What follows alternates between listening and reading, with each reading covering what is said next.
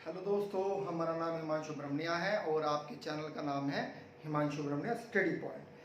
आज हम उत्तर प्रदेश की मृदा पर चर्चा करेंगे, ठीक है ना। तो उत्तर प्रदेश की मृदा बहुत ही ज़्यादा महत्वपूर्ण है। इससे पहले आप जलवायु को पढ़ चुके हैं, है ना।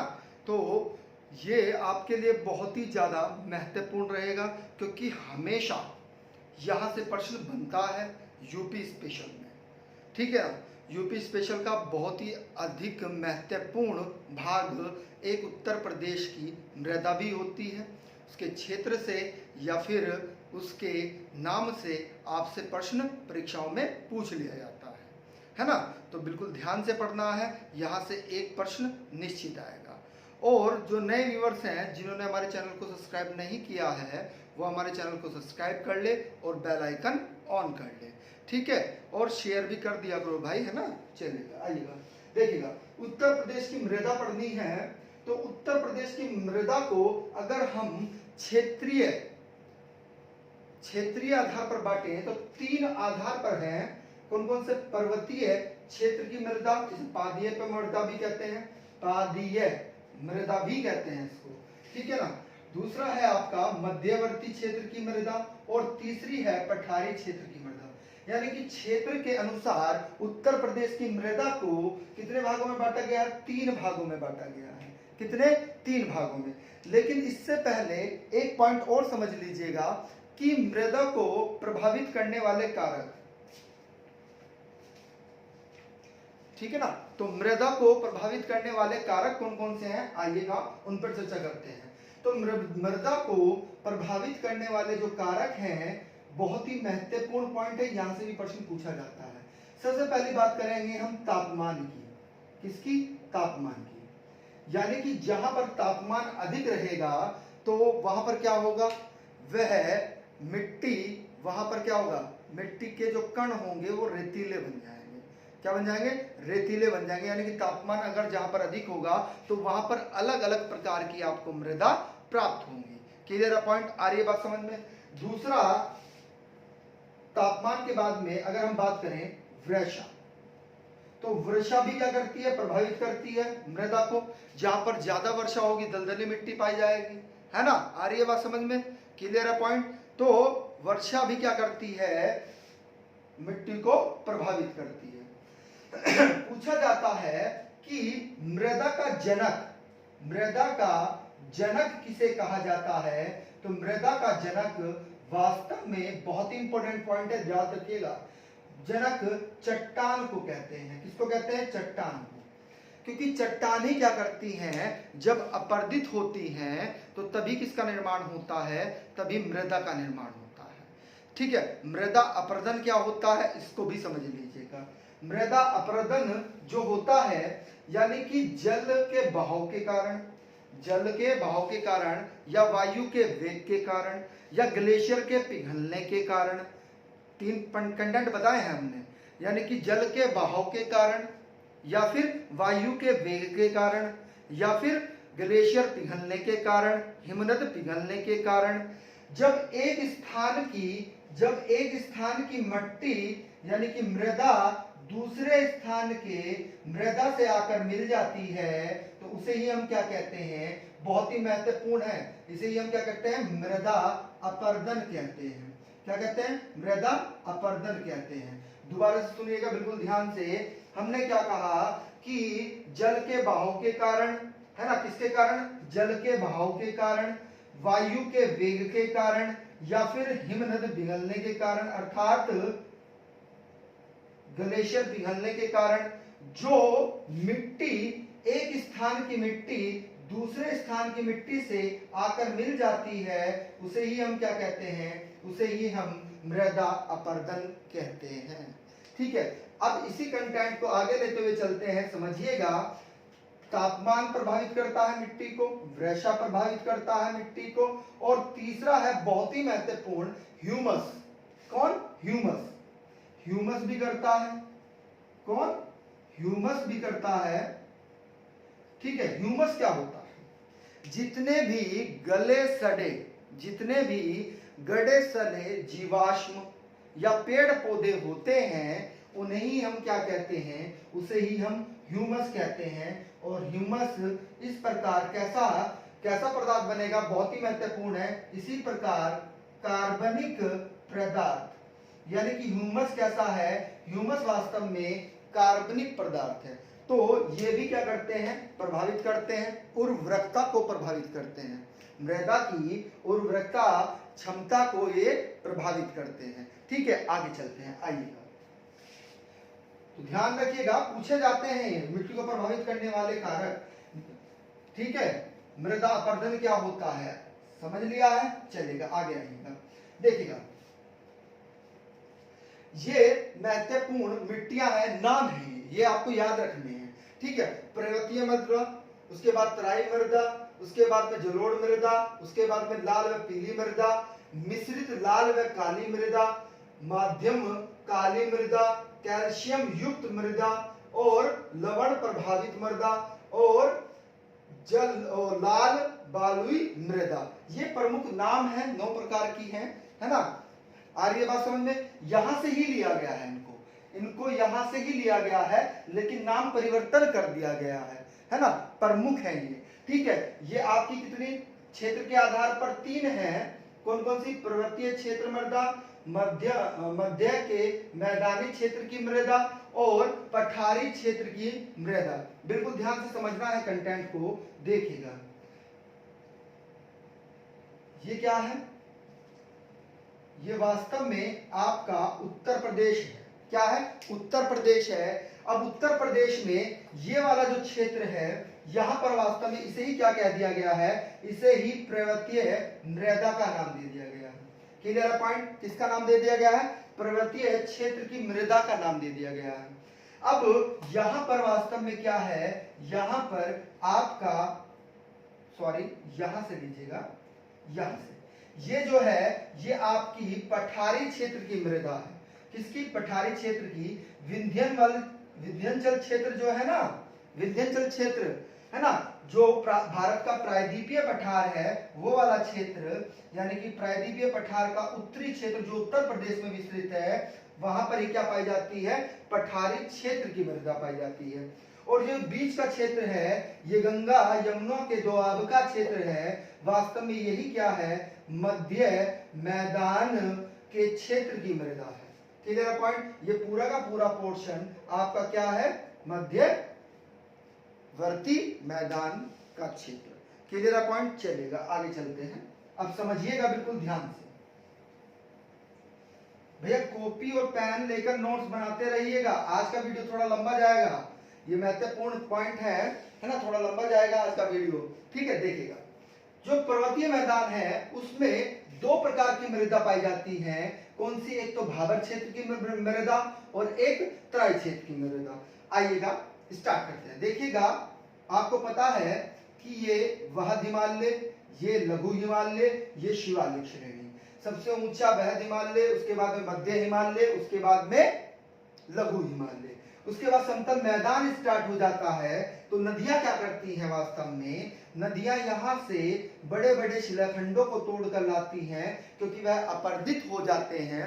धूप वर्षा के कारण चट्टानें क्या हो जाती हैं, अपरदित हो जाती हैं, उनमें दरारें पड़ जाती हैं, जिसके कारण नदी के वेग से क्या होता है, वे शिलाखंड टूटकर आते हैं और यहाँ पर क्या हो जाते हैं, इकट्ठे हो जाते हैं। ठीक है, और जब ये बड़े बड़े शिलाखंड इकट्ठे हो जाते हैं, अब नदी क्या कर रही है, नदी वास्तव में अब सतह पर नहीं बह रही है, वह इनके बीच में बह रही है। यानी कि जो ये बड़े बड़े शिलाखंड हैं, इनके ही बीच में प्रभावित होती है ना। जब इन्हीं के बीच में प्रवाहित हो रही है, तो होता क्या है, जब इन चट्टानों में जल टकराव होता है, क्या होता है, जल टकराव होता है, तो उसके बाद में ये आगे एक धारा के रूप में न निकलकर एक बहुत बड़े क्षेत्र में फैल जाता है ना, बहुत बड़े क्षेत्र में फैल जाता है। तो जो चट्टानों के साथ में ये शिलाखंड आए, तो यहाँ पर वास्तव में किस प्रकार की मिट्टी पाई जाएगी, इसी क्षेत्र को हम क्या कहते हैं, भाबर क्षेत्र कहते हैं। और भाबर क्षेत्र में कैसी मिट्टी पाई जाएगी, भाबर क्षेत्रीय, यानी कि कंकर पत्थर वाले पाए जाएंगे, है ना। आर्य भाषा में मोटी मोटी पथरीली पाई जाएंगी यहाँ पर। ठीक है, ये क्या है, वास्तव में ये आपका भाबर क्षेत्र से ही अगला जो क्षेत्र आता है इसे ही हम क्या कहते हैं, तराई क्षेत्र कहते हैं। तो यहाँ पर जो है दलदली मिट्टी पाई जाती है। कैसी मिट्टी? दलदली मिट्टी पाई जाती है। और ये दलदली मिट्टी के कारण क्या होता है, क्योंकि देखिएगा होता क्या है वास्तव में, ये देखिएगा अगर हम उत्तर प्रदेश की बात करें तो उत्तर प्रदेश में आप देख रहे हैं कि ये देखिएगा सहारनपुर से लेकर कहां तक, सहारनपुर से लेकर कहां तक मोस्ट इंपोर्टेंट है भाई, यहां पर तो ये उत्तराखंड है ना, ये उत्तराखंड है, ये नेपाल है आपका। तो यानी कि उत्तराखंड और नेपाल से लगे हुए जो राज्य हैं, सॉरी जिले हैं, उनमें ही कौन सा, भाबर क्षेत्र और तराई का मैदान का क्षेत्र पाया जाता है। पॉइंट क्लियर है? ठीक है। जिसने भारत का विभाजन नहीं पढ़ा है, प्लेलिस्ट में जाइएगा, वहां पे भारत का विभाजन हमने पढ़ाया है। ठीक है, आ रही है बात समझ में? सॉरी, हाँ, भारत का विभाजन पढ़ाया है, तो वहां जाकर आप देख सकते हैं। उत्तर प्रदेश का विभाजन भी पढ़ा दिया है हमने, भौतिक विभाजन पर हमने चर्चा की थी, सारे जिलों के बारे में बताया था आपको। आप कुछ भी नहीं पढ़ रहे हैं, कुछ नहीं बताते हैं आप, तो बताइए। चलिएगा, ठीक है, आइएगा। तो यहाँ पर क्या है, वास्तव में यही भाबर क्षेत्र और तराई क्षेत्र है। पॉइंट क्लियर है? तो यहाँ पर दलदली मिट्टी पाई जाएगी, जलयुक्त मिट्टी पाई जाएगी तराई क्षेत्र में। यहाँ पर कंकर नुमा है ना, कंकर नुमा या शिलाखंड के रूप में आपको मृदा प्राप्त होती है। ठीक है, आगे चलते हैं। देखिएगा अगर अब हम बात करें मध्यवर्ती मैदानी क्षेत्र की, तो मध्यवर्ती मैदानी क्षेत्र में ही वास्तव में समझिएगा दो प्रकार की मृदा है जो आपसे बार बार पूछी जाती है, बहुत ही महत्वपूर्ण है। मध्यवर्ती मैदान की बहुत ज्यादा इंपॉर्टेंट है और पठारी क्षेत्र की मृदा भी इंपॉर्टेंट है। इन दोनों पर ज्यादा फोकस करना है, आइएगा समझिएगा। देखिएगा खादर की बात करें, अभी थोड़ी देर पहले ही हमने क्या बताया आपको कि भैया यहां से क्या होता है, यहां से नदियां आती हैं, बड़े बड़े शिलाखंडों को तोड़कर लाती हैं और यहाँ पर बड़े बड़े पत्थरों को एकत्रित कर देती हैं, क्योंकि उन्हें वेग नहीं मिल रहा है ना, गति नहीं मिल रही है, तो समतल मैदान पर आकर वह क्या हो जाते हैं, रुक जाते हैं।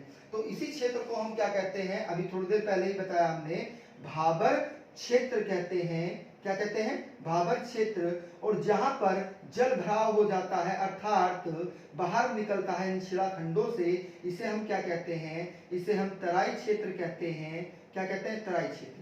अब नदी क्या करती है, वास्तव में नदी अपने साथ में क्या लेकर आती है, अपनी नदी घाटी में बहना पसंद करती है। क्या करती है, अपनी नदी घाटी में बहना पसंद करती है। जब नदी यहाँ पर प्रवाहित हो रही है, होता क्या है कि मानसून काल में जो ऊंचा क्षेत्र रहता है, आर्य वासम में, यानी कि जो ऊंचा क्षेत्र रहता है, नदी घाटी क्या करती है, अपनी घाटी में बहती है। नदी क्या करती है, अपनी घाटी में बहती है ना, और तट बना रहता है, जो यानी कि तट के ऊपर तक, यानी कि यहाँ पर ऊंचाई है।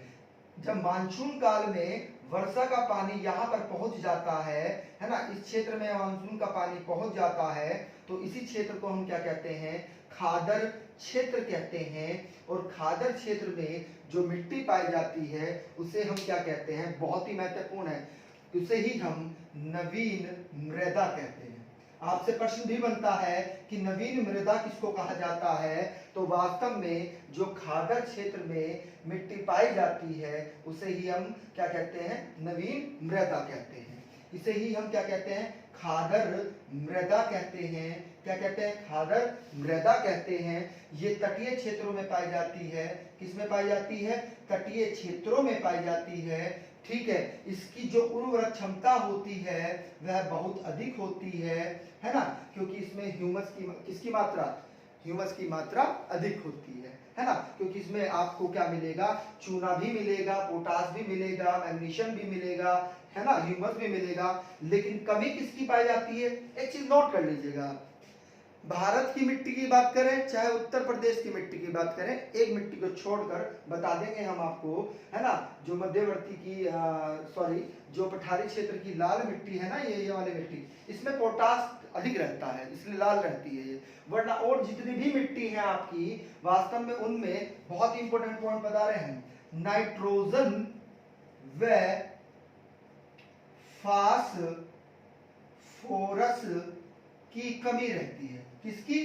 नाइट्रोजन में फास्फोरस की कमी रहती है। पॉइंट क्लियर है? बात समझ में आ रही है? तो वास्तव में जो खादर क्षेत्र है इससे संबंधित आप समझ गए होंगे बात। अब अगर हम बात करें बांगर क्षेत्र की, बात करें किसकी? बांगर क्षेत्र की। तो बांगर क्षेत्र की मिट्टी क्या है वास्तव में? बिल्कुल ध्यान समझिएगा, बहुत ही महत्वपूर्ण तथ्य है ये। ठीक है, क्या है? बहुत ही महत्वपूर्ण तथ्य है। बांगर के बारे में समझते हैं।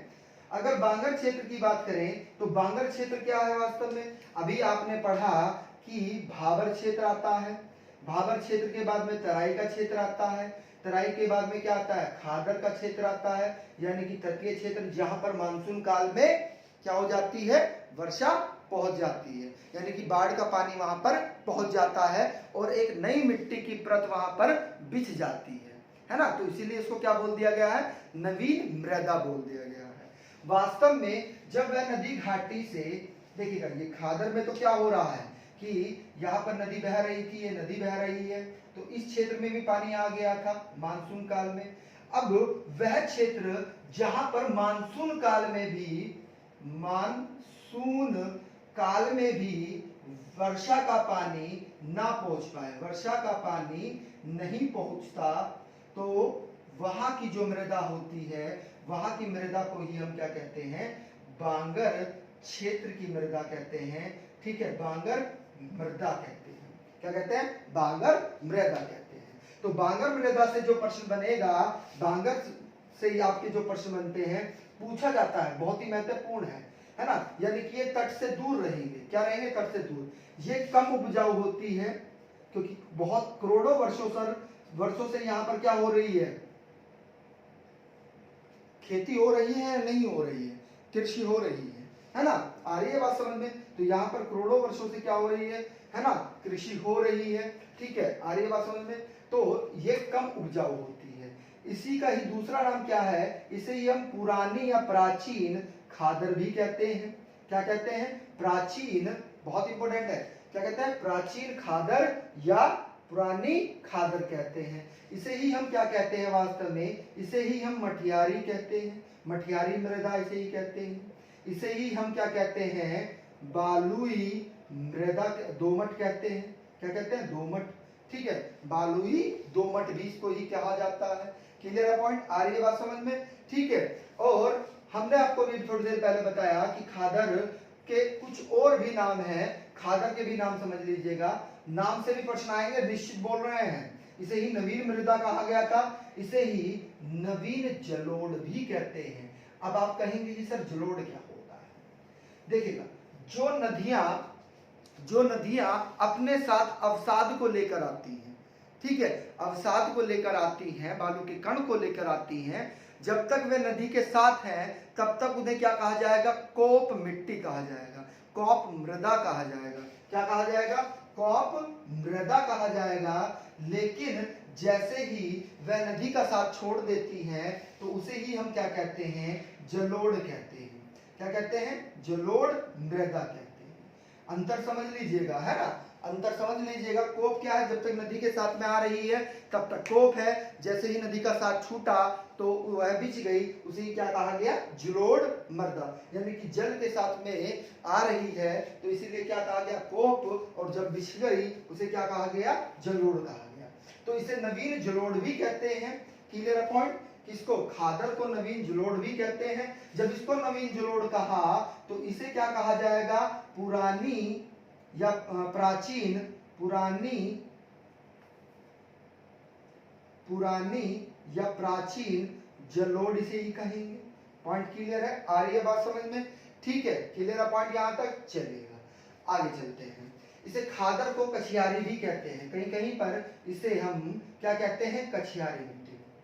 कैसी? कछियारी मिट्टी भी कहते हैं। ठीक है, इसे ही हम दोमट भी कहते हैं,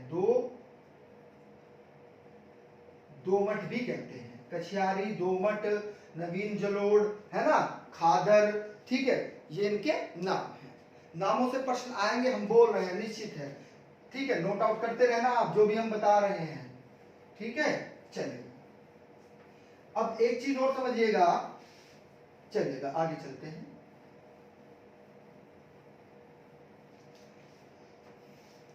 तो मध्यवर्ती मैदान के क्षेत्र में कैसी मृदा मिल रही है भाई आपको? अभी आपको कोप या कीचड़ वाली मृदा मिल रही है।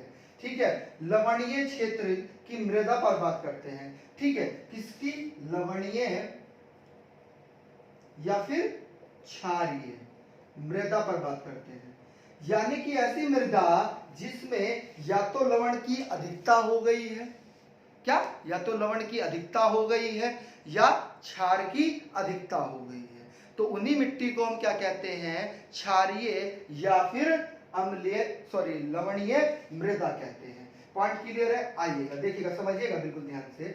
लवणीय मृदा का मतलब क्या है, इसको नोट आउट कर लीजिएगा आप। जो बांगर क्षेत्र है, बांगर क्षेत्र में जो समतल भूमि है, ठीक है, समतल भूमि होने के कारण क्या हो गया है?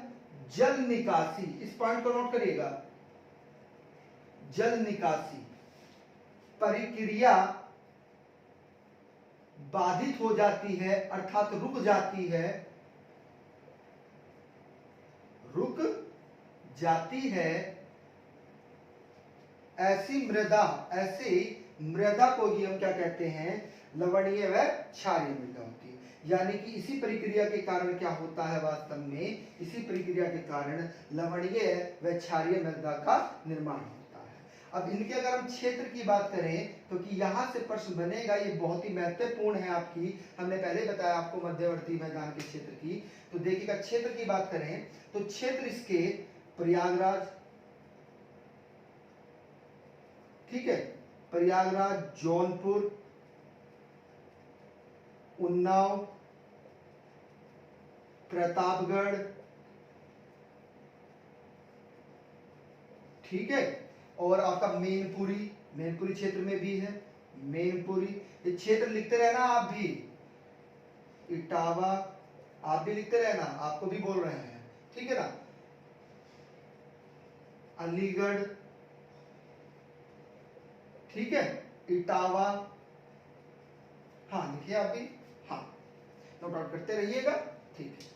तो इन क्षेत्रों में क्या है? वास्तव में कानपुर क्षेत्र में भी है, कुछ कानपुर में भी पाई जाती है। हाँ बिल्कुल सही कह रहे हैं आप, कुछ कानपुर क्षेत्र में भी ये प्रकार की मिट्टी पाई जाती है, ठीक है। तो ये इसके क्षेत्र हैं, ठीक है। अब लवणीय क्षेत्र की अगर हम दूसरी बात करें, बहुत ही महत्वपूर्ण बात है, बिल्कुल ध्यान से समझिएगा कि उत्तर प्रदेश का अगर क्षेत्रफल में बात करें, किसमें? क्षेत्रफल में, तो 10% क्षेत्रफल में यही मिट्टी पाई जाती है।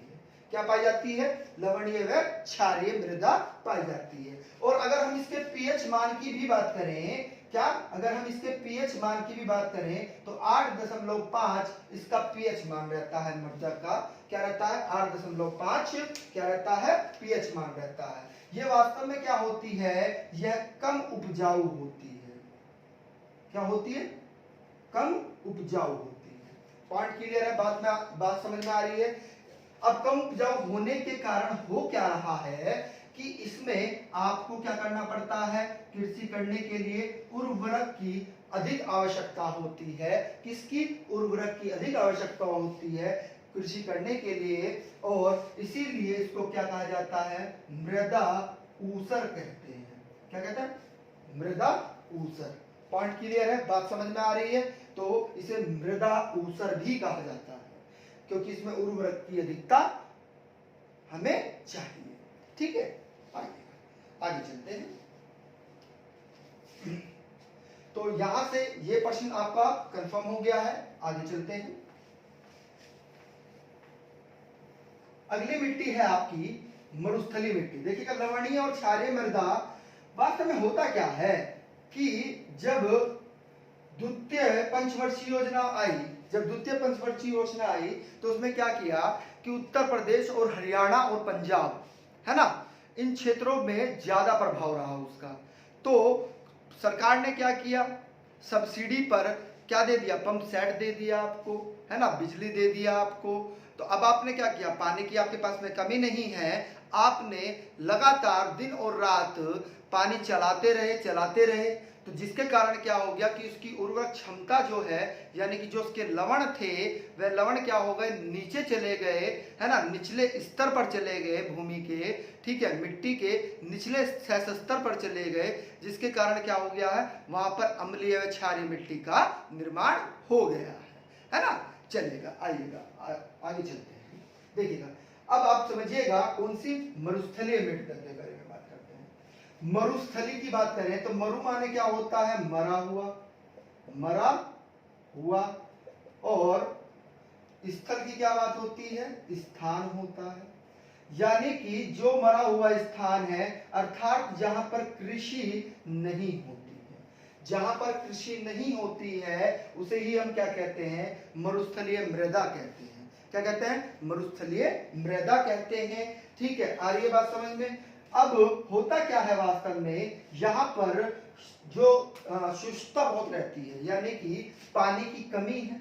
क्या है, पानी की कमी, वर्षा नहीं हो पा रही है, पानी की कमी हो गई है, ठीक है। और तापमान कैसा आ गया है, तापमान अधिक हो गया है ना। जब तापमान अधिक हो गया है और पानी की कमी है तो क्या होता है, मिट्टी भुरभुरी होने लगती है। क्या होने लगती है, मिट्टी भुरभुरी होने लगती है, जिसके कारण क्या होती है, जो वहां की चट्टानें हैं, है ना, जो वहां की मृदा है, वास्तव में वह क्या होने लगती है, अपक्षित होने लगती है, वह विखंडित होने लगती है।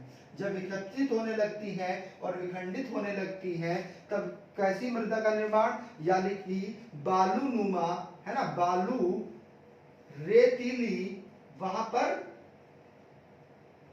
मृदा का निर्माण होता है, रेतीली मृदा का। क्लियर पॉइंट, आ रही है बात समझ में। यानी कि बालू के जो कण होंगे वो थोड़े बड़े होंगे, है ना, कैसे होंगे, बड़े होंगे। अगर हम इसके क्षेत्र की बात करें तो क्षेत्र लिख लीजिएगा। आपको पता है कि सबसे कम वर्षा कहां पर होती है, ऑप्शन दे रहे हैं आपको, होमवर्क है, कमेंट में बताना है, आगरा या मथुरा। आगरा या मथुरा, इन दोनों जिलों में से सबसे कम वर्षा किस जिले में होती है, ये आपका होमवर्क है। ठीक है, आइएगा स्टार्ट करते हैं। देखिएगा, बिल्कुल ध्यान से समझिएगा। तो आगरा और मथुरा, अलीगढ़ में क्या होती है, ये मृदा पाई जाती है। कहां पर, आगरा, मथुरा, अलीगढ़, है ना, इन क्षेत्रों में कैसी मृदा पाई जाती है, मरुस्थलीय मृदा पाई जाती है। आइएगा, भूड़ मृदा के बारे में, बहुत ही इंपॉर्टेंट है, भूड़ को याद रखना है, भूलना नहीं है। कभी भी प्रश्न भूड़ मृदा से आ जाता है तो समझिएगा भूड़ मृदा होती क्या है।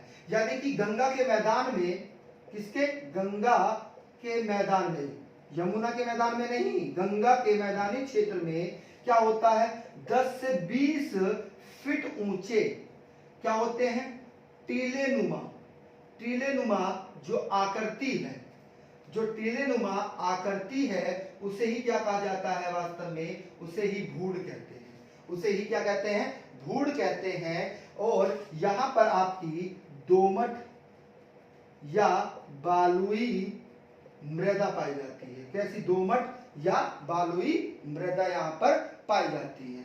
क्लियर पॉइंट, आ रही है बात समझ में, क्लियर है। चलिएगा, अब अगर हम बात करें कि काली मृदा की, देखिएगा, काली मृदा के नाम बहुत ही महत्वपूर्ण है, चाहे वह उत्तर प्रदेश की हो, चाहे वह भारत की मृदा में पूछा जाए, तो नाम यहाँ पर बहुत ही ज्यादा महत्वपूर्ण है, कंफ्यूज नहीं होना है, बिल्कुल ध्यान समझना है। काली मिट्टी, काली मिट्टी के जो नाम है, काली मिट्टी के जो नाम है, बिल्कुल ध्यान समझिएगा, इसे ही हम कपासी मिट्टी भी कहते हैं, क्योंकि कपास की खेती यहाँ पर क्या होती है, ज्यादा होती है। कैसी, कपास की खेती यहाँ पर क्या होती है, ज्यादा होती है, उसके लिए बहुत ही ज्यादा महत्वपूर्ण है, क्योंकि इसमें पानी धारण करने की क्षमता क्या होती है, अधिक होती है।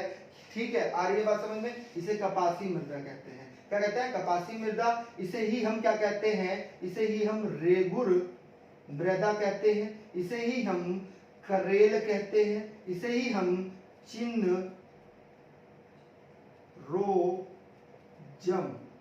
चिनरेजम कहते हैं, चिनरोजम या चिनरेजम, है ना, इंटरनेशनल नेम है इसका। ठीक है, कहते हैं। ठीक है, आ रही है बात समझ में। यहाँ पर वास्तव में क्या होता है, यहाँ पर खट्टे जो फल होते हैं ना, उनकी कृषि की जाती है। किसकी?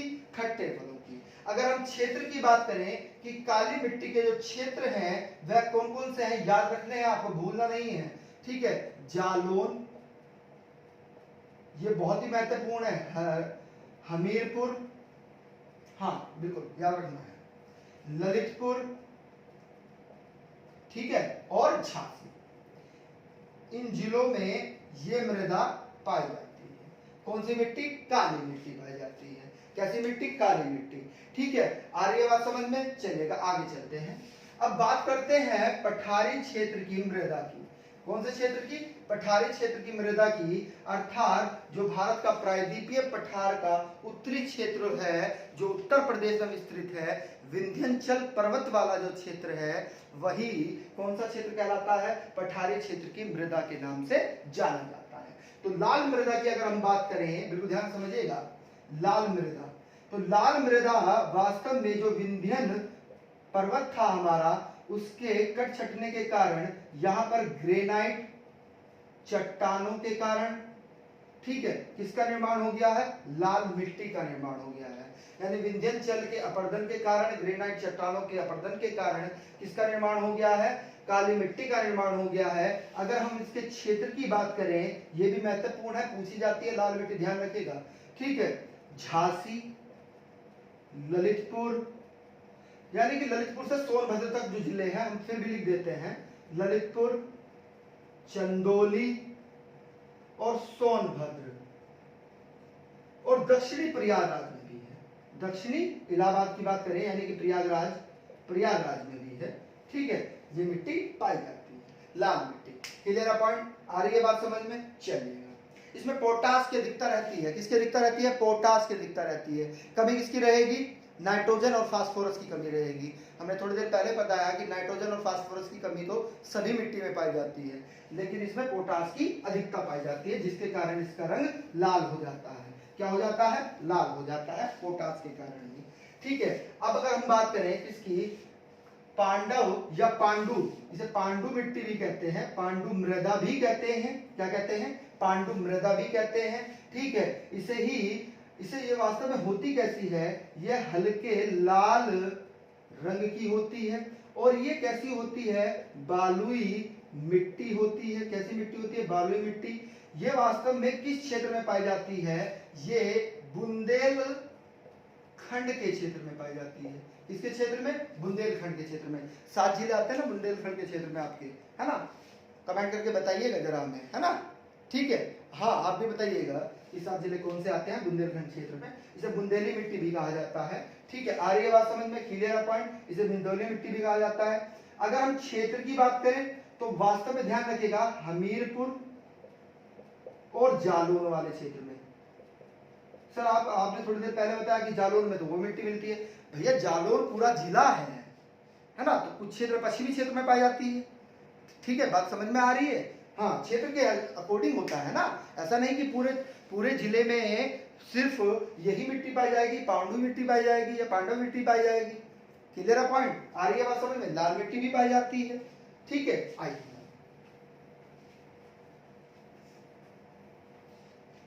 अब बात करें हम, बिल्कुल ध्यान से समझिएगा, मांड मिट्टी, अर्थात मांड का मतलब क्या?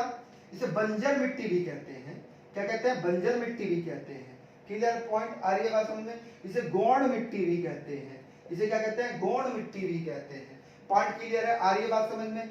ठीक है। तो अब समझिएगा, वास्तव में यहाँ पर जो मिट्टी पाई जाती है ये काली मृदा की तरह ही होती है, यानी कि काली मृदा की जैसी ही होती है। और जितने भी आपके पश्चिमी उत्तर प्रदेश के जिले हैं, पश्चिमी यूपी के जितने भी जिले हैं, उन सब में पाई जाती है।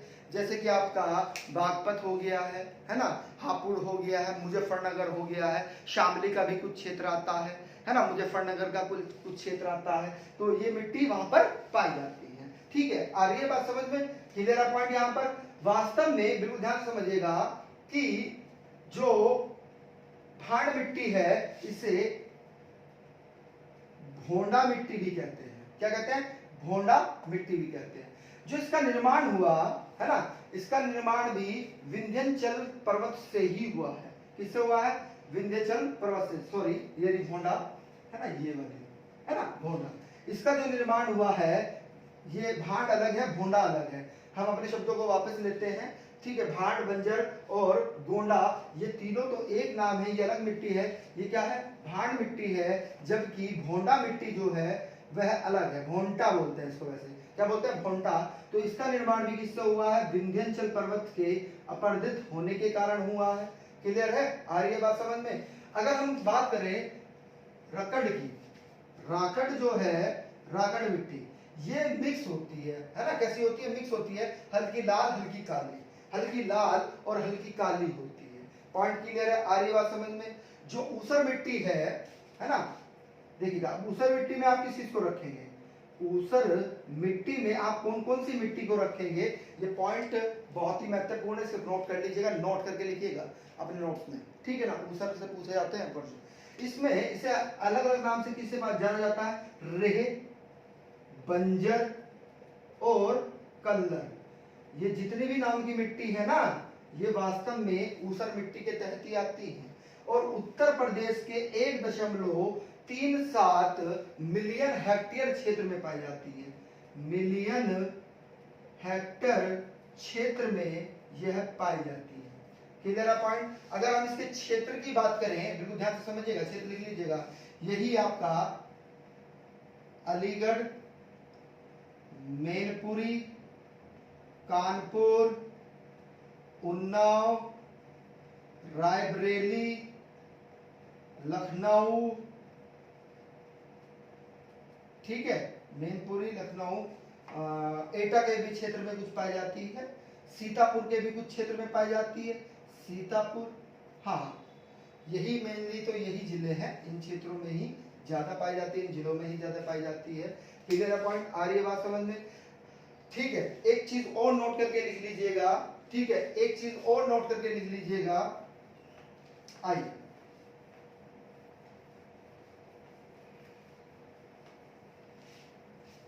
नोट करके लिखना है। देखिए, अगर आपसे कहा जाए कि यूपी में जो दोमट मिट्टी है, अभी आपने पढ़ी थी, एवं बालुई मिट्टी, दोमट मिट्टी व बालुई मिट्टी, ठीक है, इन्हें अन्य नाम से किससे जाना जाता है, तो बहुत ही महत्वपूर्ण है, आइएगा, ये नाम पूछे गए हैं इसलिए बता रहे हैं। इन्हें सिक्टा भी कहते हैं, करियाल भी कहते हैं, धानक भी कहते हैं, यानी कि धान का, ठीक है। ये क्लियर है पॉइंट, आ रही है बात समझ में। अब आपसे अगर पूछा जाए कि जल अपर्दन, नोट करके लिखते हैं, ये चीजें हम बता रहे हैं, जल अपर्दन सबसे ज्यादा कहां पर हुआ है, तो जल अपर्दन वास्तव में तराई के क्षेत्र में सर्वाधिक हुआ। कहां पर, तराई के क्षेत्र में सर्वाधिक हुआ है, ठीक है, आ रही है बात समझ में। अगर कहें हम, बिल्कुल ध्यान से समझिएगा, कि एक मिनट प्यास लगी, पानी पी लें।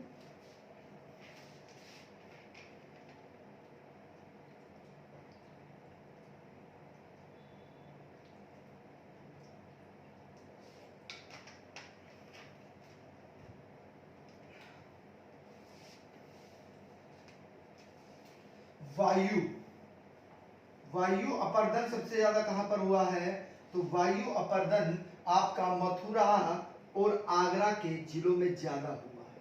कहां पर, मथुरा और आगरा के जिले में वायु अपर्दन ज्यादा हुआ है ना। अपर्दन, मृदा अपर्दन हमने बताया था अभी आपको थोड़ी देर पहले ही, ठीक है, कि यानी कि किसके कारण, जल के बहाव के कारण, वायु के वेग के कारण, या हिमनद या फिर ग्लेशियरों के किसके कारण, बहाव के कारण।